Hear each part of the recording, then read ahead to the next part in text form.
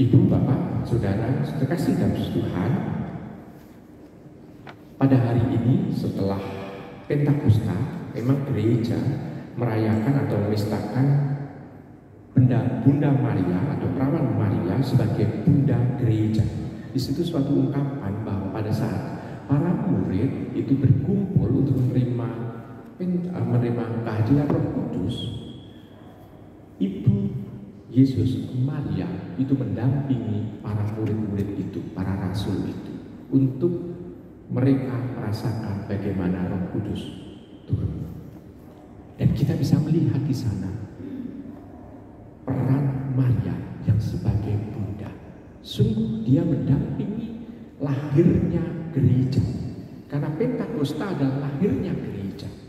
Dengan turunnya Roh Kudus, semua orang nantinya itu menerima pewartaan dari para rasul. Banyak orang, itu ada 3.000 orang dibaptis pada saat itu.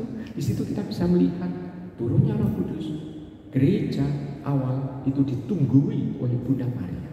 Maka tidak segan-segan gereja itu merayakan Bunda Maria sebagai Bunda Gereja. Lalu kekuatan atau istilahnya itu simbol apalagi yang diungkapkan dia bisa melindungi gereja adalah kalau kita melihat merunut dalam bacaan pertama tadi, yakni dari kitab Kejadian, di sana dosa pertama-tama dibawa oleh satu perempuan yakni Hawa. Namun yang bisa mengalahkan dosa itu atau si ular itu adalah satu perempuan juga yakni Maria. Maka simbol Maria adalah dia yang perempuan yang menginjak kepala dari ular itu yang membuat dosa. Dan di sana kita bisa melihat di sana satu misalnya dosa itu dibawa oleh manusia, tetapi penebusan pun dibawa juga oleh Bunda Maria dan yang dikandung oleh dia yang menebus kita semua untuk mengalahkan dosa itu. Ibu Bapak terkasih, maka gereja itu dengan tidak segan-segan untuk menghormati Bunda Maria sebagai Bunda Gereja. Nah, sekarang bagi diri kita dalam bacaan Injil hari ini, di sana Tuhan sendiri menyerahkan bundanya untuk kita. Itulah ibumu dan itulah anakmu. Itu diserahkan melalui Rasul Yohanes. Wakil gereja di sana bundanya diserahkan kepada kita juga. Nah sekarang kalau bunda kita itu adalah Bunda Gereja, maka ada orang yang mengatakan like daughter, like mother.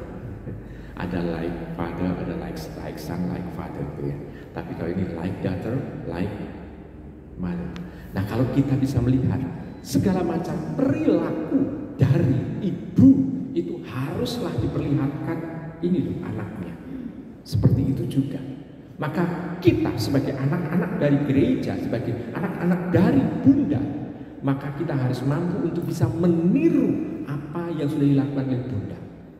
Dan juga Tuhan Yesus menekankan lebih khusus lagi mengenai kualitas bundanya adalah dialah yang mendengarkan firman Tuhan dan yang melakukannya.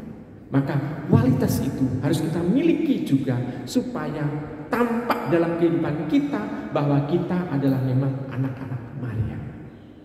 Dengan seperti itu, maka kita nantinya akan mampu untuk bisa mendengarkan firman Tuhan dan melakukannya, dan kita menjadi gereja yang hidup.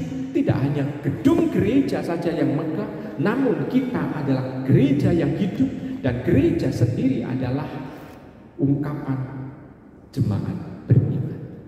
Dan gereja dan jemaat beriman, dan kita mengungkapkan diri kita lah yang beriman itu dengan kita mendengarkan dan melaksanakan firman Tuhan.